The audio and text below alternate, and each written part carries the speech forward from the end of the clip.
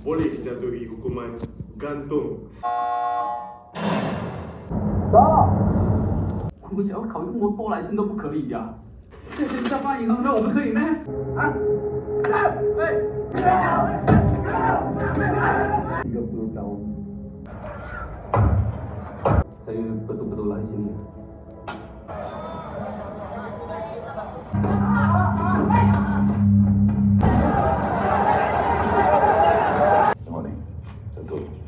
Assalamualaikum ai. Okey, aku baru lepas tengok cerita Abang Adik, sebuah cerita Cina daripada Malaysia. Kalau tengokkan ni first time cerita Cina yang aku tengok kat wayang, cerita Cina Malaysia, cerita Cina lain aku rasa aku pernah tengok sekali juga. Cerita Jackie Chan, tapi dah lama cerita apa pun aku dah tak ingat dah. Okeylah, untuk Abang Adik ni aku mulakan dengan apa yang aku kurang suka lah. Salah satu yang paling aku macam agak yang dapat kesan lah sangat, subtitle dia. Yelah, cerita-cerita Cina, so aku perlukanlah subtitle tu, sebab dia orang tak faham kan.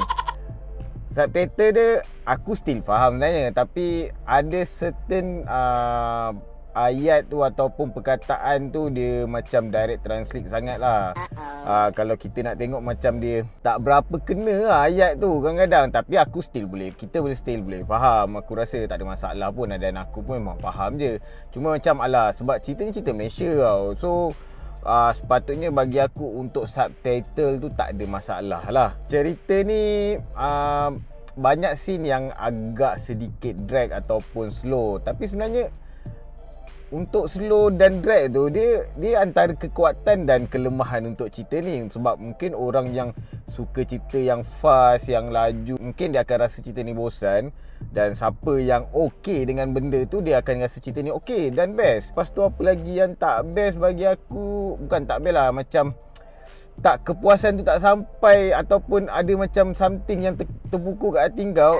Aku okey sebab kita tahu kesudahan dia, ataupun kita tahu apa yang berlaku. Tapi bagi watak tu aku rasa macam kesudahan ending tu macam tergantung sikit lah. Sebab salah satu seorang watak utama dia macam tak tahu keseluruhan cerita tau. Dia macam dalam cerita tu dia tak dapat tahu apa yang sebenarnya yang berlaku. Jadi benda kat situ macam tergantung lah. Kalau kau dalam diri pelakon tu ataupun watak tu, kau akan rasa macam sentiasa rasa bersalah. Kau tak tahu apa kesudahan dia, kau just terima je apa yang berlaku. Tu pun sebenarnya tak boleh nak katakan kekurangan ataupun apa, tapi benda tu macam terbuku dekat hati kau tau. Dia macam tak sampai dia punya ending yang untuk watak lagi satu lah. Untuk watak utama yang satu lagi abang, dia sampai, dia okey. Tapi watak yang adik ni, dia macam tak sampai dia punya ending dia tu. Kerugian bagi aku sebab ada Brom Parare tau.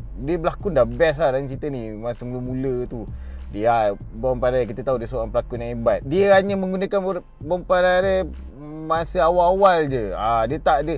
Lepas tu apa yang berlaku terhadap Brom Parare tu macam dia tak cerita, dia macam tak settlekan juga. Itu pun buatkan rasa kerugian lah bagi aku. Taklah, rugilah kau dah ambil seorang pelakon yang hebat tapi kau tak mengguna sampai habis kan. So macam tergantung lah untuk Brom Parare punya kisah. Apa pula yang aku suka cerita ni? Seriously, cerita ni Malaysia betul. Malaysia ataupun culture ataupun suasana di kawasan Pudu, di kawasan Chowkit, aku rasa semua area situ lah. Memang dia menunjuk memang culture kat sana. Memang orang kata suasana kat sana memang dengan kawasan pasar Chowkit tu memang keadaan kotor dia. Itu memang sampai lah. Lepas tu cinematography dia memang aku salute cinematography dia, cara dia menggambarkan suasana dekat sana memang sangat-sangat sampai, memang sangat-sangat natural bagi aku.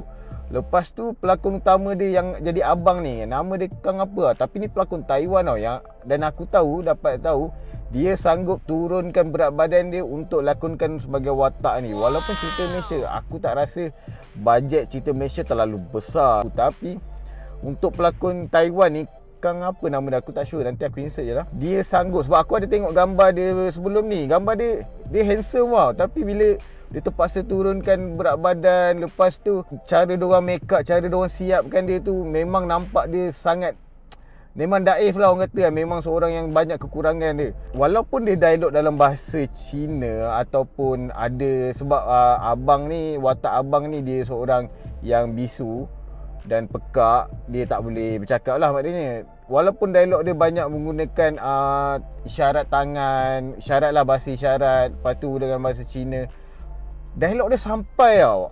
Walaupun kau baca subtitle tu ataupun kau tengok pergerakan dia, kau tengok dia punya memek muka, dia sampai tau. Itu yang aku rasa macam terkesan lah kat situ. Lepas tu emosi tak boleh cakap lah. Memang emosi sangat baik. Lepas tu bonding antara abang dan adik memang sangat baik. Memang bonding diorang, lakonan diorang bagi aku memang terbaik lah. Sebab antara abang dan adik dia tunjuk lah, kadang-kadang ada bergaduh, kadang-kadang diorang baik kan, semua kan, diorang nampak happy apa semua. Itu lah. Tapi tu lah sebenarnya, walaupun diorang ni dalam cerita ni bukan adik-beradik kandung, tapi bonding antara abang dan adik tu sampai sangat tau. Itu yang bagi aku sangat best lah. Lakonan dua orang pelakon ni. Seorang yang jadi adik ni pelakon daripada Malaysia. Tapi tu lah, aku pun tak biasa tengok dia berlakon. Tapi Diorang dua ni memang pelakon yang bagi aku hebat lah. Diorang dalam segi emosi diorang dapat sampaikan. Lagi-lagi pelakon Taiwan ni, dia, aku rasa kalau dia berusaha, kalau dia berlakon lagi banyak cerita, dia ni boleh level international dah ni. Ada satu scene tu, kalau kau tengok, dia berdialog antara abang ni dengan Sami tau. Scene tu memang kau boleh meremang lah bulu roma kau kan. Masa abang ni berdialog, walaupun dia menggunakan bahasa isyarat, tapi dengan bantuan subtitle tu kau boleh faham apa yang nak cerita kan. Kau akan sedih dengan dia punya dengan memek muka dia, dengan dia dia menangis apa semua kan. Kau nampak dia memang sangat-sangat natural lah. Lakonan si abang ni memang sangat-sangat natural lah. Itu yang aku sangat suka tentang pelakon ni. So memang lakonan dia sangat-sangat A lah bagi aku. Dia buat macam dia ada potong ayam apa semua kan, dia bekerja di pasar coket tu.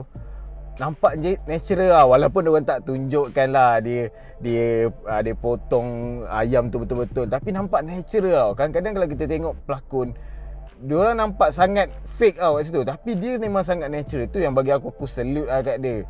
Dan pengarah pun dalam sinematografi, dalam angle-angle yang dia ambil tu memang sangat cantik lah. Memang sangat, walaupun keadaan kat situ daif apa semua, paling yang best isu yang diketengahkan.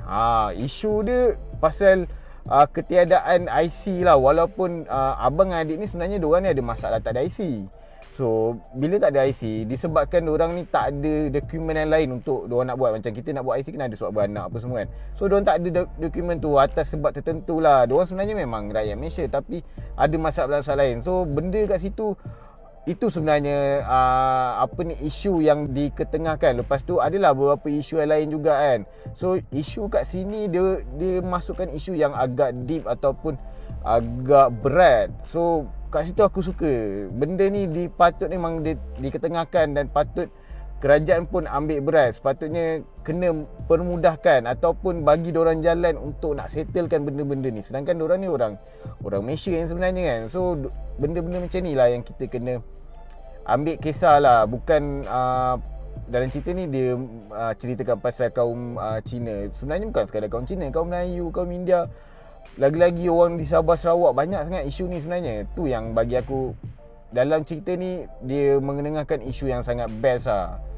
So kalau kau tanya aku berapa bintang untuk cerita abang dan adik ni, abang adik, aku boleh bagi 9/10 bintang. Kalau cerita ni ada action sikit, yang gempak ataupun yang bagi adrenalin kau naik, aku rasa boleh bagi lebih pada 9 sebenarnya cerita ni.